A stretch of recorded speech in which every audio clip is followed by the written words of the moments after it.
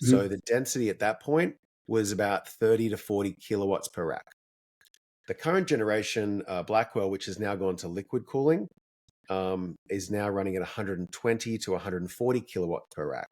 So you're talking 3 to 4x per generation. So 2 years later, a 3 to 4x power, density increase. The Because following, Rubin, I read somewhere that Rubin's going to be 600 watts. that's exactly what he said in the keynote. He's exactly right.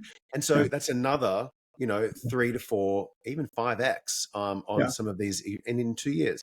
But Rubin the benefit to these guys though is they're actually getting, even though it's using that much more power, the amount of output as far as compute is also much higher. So, and that's increasing. And I think Jensen said that he's reduced the actual cost of compute in the last 10 years by what is $1 million or something? Order of magnitude. It's literally collapsed. Where you look at so much per token now coming down to cents. Now, I just see this as making it very, very difficult for companies like CoreWeave, for instance, or in Australia, we've got NextDC and others, to actually have a business model that they can actually plan. When you have the price of the product collapsing, I mean, how do you run a business on that, I wonder? Well, you don't have to answer that unless you can. No, and I struggle with it. I'm on the technology side, not the finance side, somewhat thankfully in that argument, because if you look at depreciating these things, what you would depreciate 5 years ago would look very different to what you depreciate now if you're using GPUs as collateral.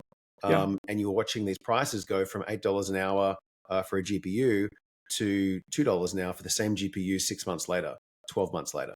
So your economies don't necessarily work out.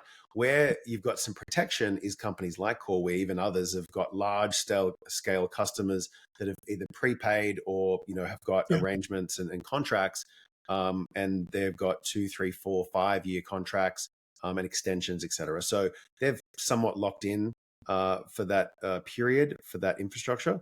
But some of the smaller NeoClouds, which was what we were talking about before, far more exposed. Their cost of capital is far higher, and so you would worry about what that would net out to be in an Excel spreadsheet. I think it's I won't say uninvestable, but I think it's a very, very dangerous area to invest in.